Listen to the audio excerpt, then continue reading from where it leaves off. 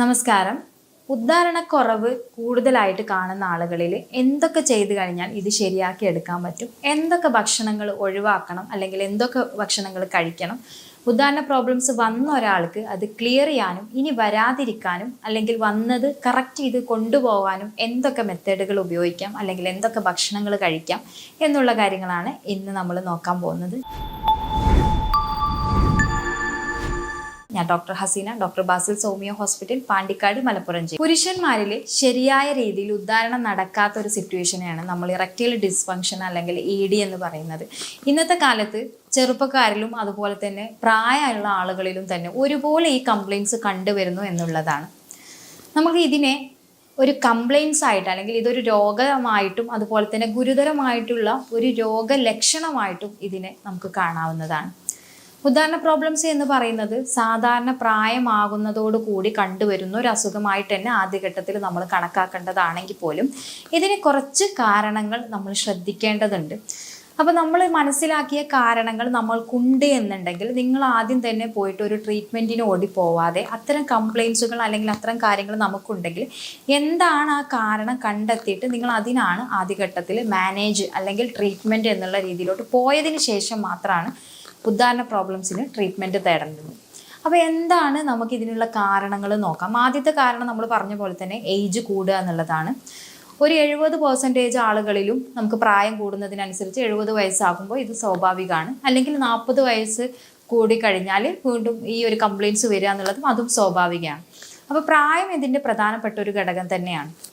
രണ്ടാമത്തെ കാര്യമാണ് നമുക്കറിയാം ഷുഗർ. നോർമലായിട്ട് എല്ലാവർക്കും ഷുഗർ ഉണ്ടെങ്കിൽ നമുക്ക് ആദ്യമേ പറയാനുള്ള ഞരമ്പ് സംബന്ധമായിട്ടുള്ള കാര്യങ്ങളെയാണ് ഷുഗർ ഉള്ള ആളുകളെ പെട്ടെന്ന് ബാധിക്കുക എന്നുള്ളത്. അതുകൊണ്ട് തന്നെ ഉദ്ധാരണ പ്രോബ്ലംസ് വളരെ വേഗത്തിൽ വരാൻ പറ്റും ഈ ഒരു കംപ്ലയിൻസ് ഉള്ള ആളുകൾ. മൂന്നാമത്തതാണ് അമിതമായിട്ട് പൊണ്ണത്തടി, അടിവയറ്റിൽ കൊഴുപ്പുള്ള ആളുകൾ, അതുപോലെ തന്നെ ഹെവി കൊളസ്ട്രോൾ, നല്ല രീതിയിൽ കൊളസ്ട്രോൾ, അതുപോലെ തന്നെ മാനസികപരമായിട്ടും ശാരീരികപരമായിട്ടുള്ള സ്ട്രെസ്സ്. ശാരീരികപരമായിട്ടുള്ള സ്ട്രെസ്സിനെ നമുക്ക് കൂടുതൽ വർക്ക് ലോഡ് വരിക, അതുപോലെ തന്നെ മാനസികപരമായിട്ടുള്ള സ്ട്രെസ്സ്, നമുക്ക് വീട്ടിലെ സ്ട്രെസ്സ്, അത് നമുക്ക് പിന്നീട് ഡീറ്റെയിൽ ആയിട്ട് സംസാരിക്കാം.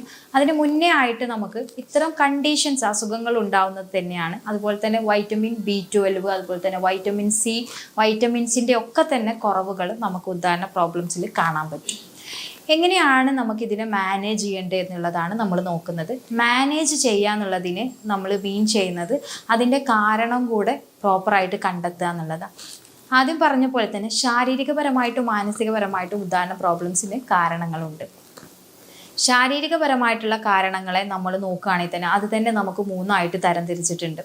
നമുക്ക് ഈ ഒരു സെക്ഷൽ കോണ്ടാക്റ്റ് നടക്കുന്ന സമയത്ത് അല്ലെങ്കിൽ സെക്ഷൽ കോണ്ടാക്റ്റിന് വേണ്ടിയിട്ട് നമുക്ക് നമ്മളുടെ ഓർഗൻസ് റെഡി ആവുന്ന ഇമ്പൾസുകൾ ഉണ്ടാവും, അതായത് മെസ്സേജുകൾ. അത് പാസ് ചെയ്യേണ്ടത് നമ്മളുടെ തലച്ചോറിലോട്ട് എത്തിക്കേണ്ടത് അല്ലെങ്കിൽ അവിടെ നിന്ന് ഇങ്ങോട്ടുള്ള ഇമ്പൾസുകളൊക്കെ എത്തിക്കുന്നത് നമ്മളുടെ സുഷുമ്നയുടെ സൈഡുകളിലൊക്കെയുള്ള ചെറിയ ചെറിയ നാഡികളൊക്കെയാണ്. അല്ലെങ്കിൽ അതിനാവശ്യമായിട്ടുള്ള അല്ലെങ്കിൽ അതിന് വേണ്ടിയിട്ട് ജോലി ചെയ്യുന്ന നാഡികൾക്ക് വരുന്ന പ്രശ്നങ്ങൾ, അതിനെന്തെങ്കിലും ക്ഷതം സംഭവിക്കുക, അത്തരം ഇഷ്യൂസ് ഉണ്ടാകുമ്പോഴാണ് നമുക്ക് പ്രധാനമായിട്ടും ഇങ്ങനൊരു കണ്ടീഷൻ വരുന്നത്. അതുപോലെ തന്നെ ഡയബറ്റീസ്, നമ്മൾ ആദ്യം പറഞ്ഞ പോലെ തന്നെ മൾട്ടിപ്പിൾ സ്ക്ലീറോസിസ്, അതുപോലെ തന്നെ അതിരോസ്ക്ലീറോസിസ്, അതായത് പ്രത്യേകിച്ച് പറഞ്ഞു കഴിഞ്ഞാൽ നമ്മളുടെ കുടലുകളിൽ അല്ലെങ്കിൽ നമ്മുടെ ശരീരത്തിൽ അല്ലെങ്കിൽ നമ്മുടെ ഞരമ്പുകളിൽ വരുന്ന കൊഴുപ്പ് കട്ടകൾ കറക്റ്റായിട്ട് രക്തയോട്ടം പാസ് ചെയ്യുന്നതിന് ആവശ്യമായിട്ടുള്ള അല്ലെങ്കിൽ ഇമ്പൾസുകൾ മെസ്സേജുകൾ പാസ് ചെയ്യാൻ ആവശ്യമായിട്ടുള്ള കാര്യങ്ങൾ എത്തിക്കാതിരിക്കുന്ന ഒരു കണ്ടീഷൻ നമ്മുടെ ശരീരത്തിൽ എപ്പോൾ വരുന്നോ അപ്പോഴാണ് നമുക്ക് ഉദ്ധാരണ പ്രോബ്ലംസ് വരിക എന്നുള്ളതാണ്. പിന്നെ അതുപോലെ തന്നെ നമുക്ക് പെൽവിക് ഓർഗൻസ്, അതായത് അരക്കെട്ടിനുള്ളിലുള്ള എന്തെങ്കിലും ഓർഗൻസിന്, പ്രത്യേകിച്ച് കിഡ്നിയിൽ എന്തെങ്കിലും പ്രശ്നങ്ങൾ ഉണ്ടാവുക, പ്രോസ്റ്റേറ്റിസിന് എന്തെങ്കിലും ബുദ്ധിമുട്ടുണ്ടാവുക, ഇതൊക്കെ ഡയറക്റ്റ് അല്ലെങ്കിലും ഇൻഡയറക്റ്റ്ലി പോലും ഇത്തരം ഇഷ്യൂസ് ഉണ്ടാക്കുന്നത്. കിഡ്നിയിൽ പ്രോബ്ലംസ് ഉണ്ടെങ്കിൽ നിർബന്ധമായിട്ടും നമുക്ക് ഇങ്ങനെ ഒരു കണ്ടീഷൻ വരും എന്നുള്ളത് തന്നെയാണ് പൊതുവെ കണ്ടിട്ടുള്ളത്. ഇനി CA പോലെ ക്യാൻസർ പോലെ എന്തെങ്കിലും ബുദ്ധിമുട്ടൊക്കെ പെൽവിക് ഓർഗൻസിനുണ്ടെങ്കിലും നമുക്ക് ഈ പ്രയാസങ്ങൾ ഉണ്ടാകും.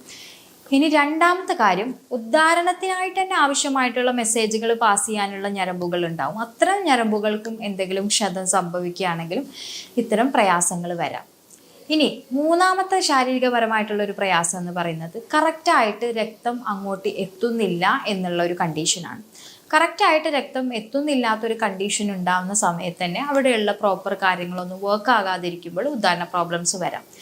ഇനി ഈ ഉദ്ധാരണ പ്രോബ്ലംസ് വന്ന അതായത് ഉദ്ധാരണം നടന്നു പെട്ടെന്ന് തന്നെ അത് ഇല്ലാണ്ടാവുന്ന ഒരു സിറ്റുവേഷൻ എന്ന് പറഞ്ഞാൽ രക്തയോട്ടം അവിടെ വന്നു, ബട്ട് അതവിടെ സംഭരിക്കാനുള്ള ഒരു കഴിവില്ല, അല്ലെങ്കിൽ ആ ഒരു കഴിവ് നമ്മുടെ ശരീരത്തിന് നഷ്ടപ്പെട്ടിട്ടുണ്ടെങ്കിലും ഉദ്ധാരണ പ്രോബ്ലംസ് നിലനിൽക്കും എന്നുള്ളതാണ്. അപ്പോൾ ഇത്രയും പ്രശ്നങ്ങളാണ് ശാരീരികപരമായിട്ട് നമ്മൾ കാണാറുള്ളത്. അപ്പോൾ ഈ 4 കാര്യങ്ങളിൽ ഏതെങ്കിലും നിങ്ങളെ അലട്ടുന്നുണ്ടോ എന്നുള്ളത് നിങ്ങൾ നോക്കുക തന്നെ വേണം. അതായത് ഇനി നമ്മൾ കുറച്ചും കൂടി ഡീറ്റെയിൽ ആയിട്ട് പോവുകയാണെങ്കിൽ, ഇപ്പം നമ്മൾ എന്തെങ്കിലും ഇടുപ്പെല്ലിന് എന്തെങ്കിലും സർജറി കഴിഞ്ഞു, ഇടുപ്പെല്ല് കുത്തി വീണു, അതല്ലെങ്കിൽ നമ്മൾ ബാക്ക് അടിച്ച് വീണു, ബാത്റൂമിലൊക്കെ നമ്മൾ അറിയാതെ നമ്മൾ ഇരുന്ന് വീഴുന്ന ഒരു കണ്ടീഷനൊക്കെ ഉണ്ടാവും. അത്തരം കണ്ടീഷനൊക്കെ തന്നെ ഉണ്ടെങ്കിലും ആഫ്റ്റർ എഫക്റ്റ് നമുക്ക് ഉദ്ധാരണ പ്രോബ്ലംസ് വരാം. അപ്പോൾ നിങ്ങൾ ആദ്യം ശ്രദ്ധിക്കേണ്ടത് ട്രീറ്റ്മെൻറ്റിന് പോകുന്നതിന് മുന്നേ ആയിട്ട് ഇത്തരം കംപ്ലയിൻസുകൾ എന്തെങ്കിലും നിങ്ങൾക്ക് ഉണ്ടായിട്ടുണ്ടോ എന്നുള്ളത് നോക്കുക എന്നുള്ളതാണ്. അടുത്തതായിട്ട് മെൻ്റൽ സ്ട്രെസ്സ് അല്ലെങ്കിൽ മെൻ്റൽ കണ്ടീഷൻ എങ്ങനെ ഉദ്ധാരണ പ്രോബ്ലംസിനെ ബാധിക്കുന്നുണ്ട് നോക്കാം. സെക്ഷുവൽ ലൈഫ് അല്ലെങ്കിൽ ഒരു ഉദ്ധാരണ പ്രോബ്ലംസ് എന്ന് പറയുന്നത് തീർച്ചയായിട്ടും ശാരീരികപരമായിട്ടുള്ള കാര്യങ്ങളെ പോലെ തന്നെ അല്ലെങ്കിൽ ഇച്ചിരി കൂടെ ഇമ്പോർട്ടൻ്റ് ആയിട്ട് മാനസികപരമായിട്ടുള്ള കാര്യങ്ങളെയാണ് ബന്ധപ്പെട്ട് കിടക്കുന്നത്. അപ്പോൾ അതിനെന്തെങ്കിലും വരുന്ന ബുദ്ധിമുട്ടുകൾ ഉണ്ടെങ്കിൽ തീർച്ചയായിട്ടും അത് നമ്മുടെ സെക്ഷുവൽ ലൈഫിലും അതുപോലെ തന്നെ ഉദ്ധാരണ പ്രോബ്ലംസിലും ഒരു പാർട്ടാവാം. അതെങ്ങനെയാണെന്ന് ചോദിച്ചു കഴിഞ്ഞാൽ കൂടുതലായിട്ട് നമുക്ക് സ്ട്രെസ്സ് വരിക, ഡിപ്രഷൻ വരിക, ഒരു ഉത്കണ്ഠ, ആങ്സൈറ്റി, ഇങ്ങനെയുള്ള കാര്യങ്ങളിൽ ഉദ്ധാരണ പ്രോബ്ലംസ് വരാം. ചെറുപ്പക്കാരിൽ മിക്ക ആളുകളിലും ആഫ്റ്റർ മാരേജിന് ശേഷം ഉദ്ധാരണ പ്രോബ്ലംസ് ഒരു 6 മാസത്തോളമൊക്കെ കാണാറുണ്ട്. സത്യം പറഞ്ഞു കഴിഞ്ഞാൽ നമുക്ക് ഡോക്ടേഴ്സിന് അതിന് ട്രീറ്റ്മെൻറ്റ് കൊടുക്കേണ്ട ആവശ്യമില്ല. അത് അവർക്ക് ആദ്യമായിട്ടൊരു പങ്കാളിയെ കാണുന്നതിൻ്റെ ഭാഗമായിട്ട്, പ്രത്യേകിച്ച് അറേഞ്ച്ഡ് മാരേജ് ഒക്കെ ആവുന്ന സമയത്ത് നമുക്ക് ആ ഒരു കപ്പിൾസിൽ കാണുന്ന ഒരു ചെറിയ ഫിസിക്കലി മെൻ്റലി ഒരു അകലം കാരണം പോലും ED വരാനുള്ള സാധ്യതയുണ്ട്. അത് കൂടുതലായിട്ട് നമ്മൾ മിങ്കിളാവുന്നതിനനുസരിച്ച് ആ ഒരു പ്രോബ്ലംസ് ക്ലിയർ ആവാറുണ്ട്. അപ്പം അത്തരം ആളുകൾ അതിനായിട്ടൊരു ട്രീറ്റ്മെൻറ്റ് എടുക്കേണ്ട ആവശ്യമില്ല. മൈൽഡായിട്ട് നമുക്ക് വെയിറ്റ് ചെയ്തതിന് ശേഷം മാത്രം ബുദ്ധിമുട്ടുണ്ടെങ്കിൽ ട്രീറ്റ്മെൻറ്റ് എടുത്താൽ മതിയാകും. ഇനി നമുക്ക് മെൻ്റൽ സ്ട്രെസ്സ്, ഡിപ്രഷൻ, ആങ്സൈറ്റി അത് പലതരത്തിലാവാം. വീട്ടിലുള്ള ജോലികളാവാം, നമ്മൾ ജോബ് സ്ഥലത്തുണ്ടാവുന്ന സ്ട്രെസ്സുകളാവാം, അല്ലെങ്കിൽ മറ്റെന്തെങ്കിലും ഫിനാൻഷ്യൽ പ്രോബ്ലംസ് ആകാം, കുടുംബ പ്രശ്നങ്ങളാവാം, അതുപോലെ തന്നെ പങ്കാളിയിലുള്ള എന്തെങ്കിലും ബുദ്ധിമുട്ടുകൾ, ലൈക്ക് നമ്മൾ ഉദ്ദേശിക്കുന്ന രീതിയിൽ പങ്കാളിയെ ഇഷ്ടമില്ലാണ്ട് കല്യാണം കഴിക്കുക, അല്ലെങ്കിൽ അതുപോലെ തന്നെ അവരിൽ കാണുന്ന എന്തെങ്കിലും വൃത്തിയില്ലായ്മ, അല്ലെങ്കിൽ അവരുമായിട്ട് ബന്ധപ്പെടാൻ തോന്നുന്നില്ല എന്നുള്ളൊരു സിറ്റുവേഷനിലൊക്കെ തന്നെ ഉദ്ധാരണ പ്രോബ്ലംസ് ഉണ്ടാവാറുണ്ട്. പിന്നെ നമ്മൾ നോർമലി പറയുന്ന കുറച്ച് കാര്യങ്ങളാണ് സ്മോക്കിംഗ് ഉള്ള ആളുകൾ, മദ്യപാനമുള്ള ആളുകൾ, അതല്ലെങ്കിൽ കൂടുതലായിട്ട് പുറത്തുനിന്നൊക്കെ ഭക്ഷണം കഴിക്കുന്ന ആളുകൾ, അടിവയറ്റിൽ എണ്ണയും കൊഴുപ്പും അടിഞ്ഞുകൂടി നമുക്ക് കറക്റ്റായിട്ട് രക്തയോട്ടം കിട്ടാത്തൊരു സിറ്റുവേഷൻ, ഹൈ കൊളസ്ട്രോള്, ഡയബറ്റിസ്, ഇത്തരം കണ്ടീഷനൊക്കെ നോർമലായിട്ട് നമുക്ക് ഈ ഒരു പ്രയാസങ്ങളുണ്ട്. അപ്പോൾ നിങ്ങൾ ചെയ്യേണ്ട കാര്യം, ഉദ്ധാരണ പ്രോബ്ലംസ് ഉള്ള ആളുകൾ ആദ്യം നമുക്ക് എന്താണ് കംപ്ലയിൻസുകൾ ഉള്ളത്. ഇപ്പോൾ ഫോർ എക്സാമ്പിൾ നിങ്ങൾക്ക് ഷുഗർ ഉണ്ട് അല്ലെങ്കിൽ നിങ്ങൾക്ക് കൊളസ്ട്രോൾ ഉണ്ടെന്നുണ്ടെങ്കിൽ ആദ്യം അത് മാനേജ് ചെയ്യുക. അതായത് അതിനെന്താണ് ട്രീറ്റ്മെൻറ്റ്, അത് എടുക്കേണ്ട ട്രീറ്റ്മെൻറ്റ് എടുക്കുക. നിങ്ങൾ കൃത്യമായിട്ട് വ്യായാമം ചെയ്യുക, ഭക്ഷണങ്ങളൊക്കെ കഴിക്കുക. അത്തരം കാര്യങ്ങളൊക്കെ നിങ്ങളൊരു 6 മന്തോളം ചെയ്ത് നോക്കുക. അതൊന്നും ചെയ്തിട്ടോ മാറ്റം ഇല്ലാത്തൊരു കേസിൽ മാത്രമാണ് നമ്മൾ ട്രീറ്റ്മെൻറ്റിലോട്ട് പോവേണ്ടത്.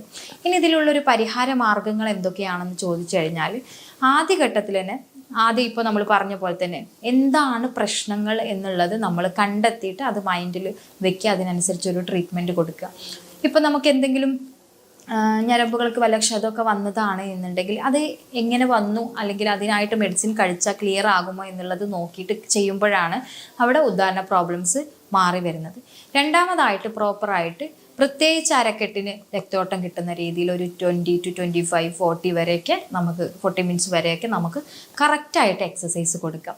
മൂന്നാമത്തെ കാര്യം, നമ്മൾ എന്താണ് അമിതവണ്ണം ഉണ്ടെങ്കിൽ അത് കുറയ്ക്കുക, അമിതമായിട്ട് ഭക്ഷണം കഴിക്കുന്നുണ്ടെങ്കിൽ അത് കുറയ്ക്കുക, എണ്ണയിൽ നമ്മൾ പൊരിച്ചത്, വറുത്തത്, ഇത്തരം കണ്ടീഷനൊക്കെ നമ്മൾ സാധാരണ ഒരു പരിധിയിലപ്പുറം കഴിക്കുന്ന ആളുകളാണെന്നുണ്ടെങ്കിൽ ഒഴിവാക്കുക. അതുപോലെ തന്നെ പുറത്തുനിന്നുള്ള ഫുഡുകൾ, ഈ ലൈസ്, അത്തരം കൊക്കോ ഐറ്റംസ്, കൊക്കക്കോള അതുപോലെയുള്ള ഡ്രിങ്ക്സുകളൊക്കെ പരമാവധി ഒഴിവാക്കുന്നത് നല്ലതായിരിക്കും.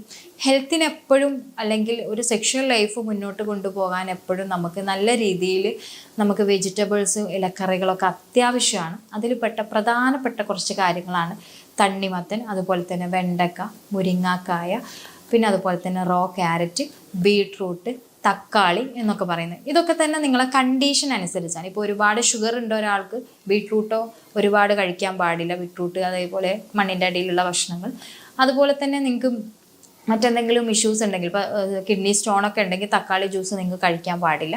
അപ്പോൾ നിങ്ങൾക്ക് എന്താണ് കംപ്ലയിൻറ്റ്സ് ഉള്ളത് വെച്ചാൽ മനസ്സിലാക്കിയിട്ട് അതിന് ആവശ്യമായിട്ടുള്ള നിർദ്ദേശങ്ങൾ വാങ്ങിച്ച ശേഷം മാത്രം ഇതിന് ട്രീറ്റ്മെൻറ്റ് എടുക്കുക, അല്ലെങ്കിൽ ഇത് ട്രീറ്റ്മെൻറ്റ് പോകുമ്പോൾ ഇത്ര നിർദ്ദേശങ്ങൾ പാലിച്ചുകൊണ്ട് ട്രീറ്റ്മെൻറ്റിലൂടെ പോവുക എന്നുള്ളതാണ്. നട്ട്സുകളൊക്കെ കഴിക്കുമ്പോൾ ഡെയിലി ഒരു ബദാം, ഒരു 2 പിസ്ത, ഒരു വാൾനട്ട്, ഇതൊക്കെ ഇങ്ങനെ ഒരു റെഗുലറായിട്ട് കഴിക്കുകയാണെങ്കിലും ഇതിൽ നല്ല രീതിയിൽ വ്യത്യാസം വരാറുണ്ട്. അരക്കെട്ടിന് നല്ല രീതിയിൽ രക്തോട്ടം കിട്ടുന്നതും പ്രോപ്പറായിട്ട് നമ്മളുടെ ഇൻറ്റേർണൽ ഓർഗൻസിന് നല്ല രീതിയിൽ റിലാക്സേഷൻ കിട്ടുന്നതായിട്ടുള്ള എക്സസൈസുകൾ തിരഞ്ഞെടുക്കുക. നമ്മൾ എത്ര പ്രായം കൂടിക്കഴിഞ്ഞാലും നമ്മളുടെ ശരീരത്തിൽ ഉണ്ടാവുന്ന, നമുക്ക് മുട്ടുവേദന, കാലുവേദനയൊക്കെ വരുന്ന പോലെ തന്നെ ഉണ്ടാവുന്ന ഒരു പ്രോബ്ലംസ് ആണെങ്കിൽ പോലും നമ്മളുടെ ലൈഫ് ലോങ് പോകുന്നത് വരെ നമുക്ക് മൈൽഡായിട്ടെങ്കിലും ഇത് കൊണ്ടുപോകാൻ പറ്റണം എന്നുണ്ടെങ്കിൽ ഈ പറഞ്ഞ രീതിയിലുള്ള കറക്റ്റായിട്ടുള്ള പ്രോപ്പറായിട്ടൊരു ഡയറ്റ്, ലൈഫ് സ്റ്റൈല്, എക്സസൈസ്, നല്ല ഫുഡുകൾ എല്ലാം തന്നെ വേണം. അതുപോലെ തന്നെ പഞ്ചസാരയുടെ ഉപയോഗം, കാർബോഹൈഡ്രേറ്റിൻ്റെ അരിഭക്ഷണങ്ങളുടെ ഉപയോഗം എല്ലാം കുറയ്ക്കുക.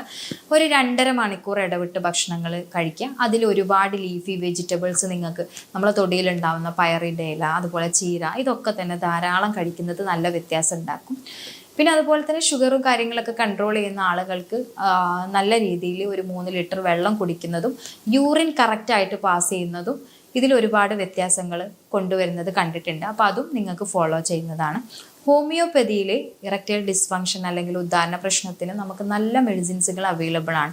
അതുതന്നെ മാനസികപരമായിട്ടും ശാരീരികപരമായിട്ടും ആ രോഗിയെ അപഗ്രഥിച്ചതിന് ശേഷമാണ് നമ്മൾ മെഡിസിൻ കൊടുക്കുന്നത് കൊണ്ട് തന്നെ കൃത്യമായിട്ട് അതോടൊപ്പം എക്സസൈസും ഫുഡ് മെനുവും നമ്മൾ കൊടുക്കുന്നതോടുകൂടി തന്നെ പേഷ്യൻസിന് അത് റിക്കവർ ചെയ്യാനുള്ളൊരു സാധ്യത കൂടുതലാണ്. ആരോഗ്യപരമായിട്ടുള്ള സംശയങ്ങൾ താഴെയുള്ള വാട്സപ്പ് നമ്പറിൽ കോൺടാക്ട് ചെയ്യാൻ. ഞാൻ doctor Haseena, doctor Basil Soumya hospital, Pandikkad, Malappuram ജില്ല.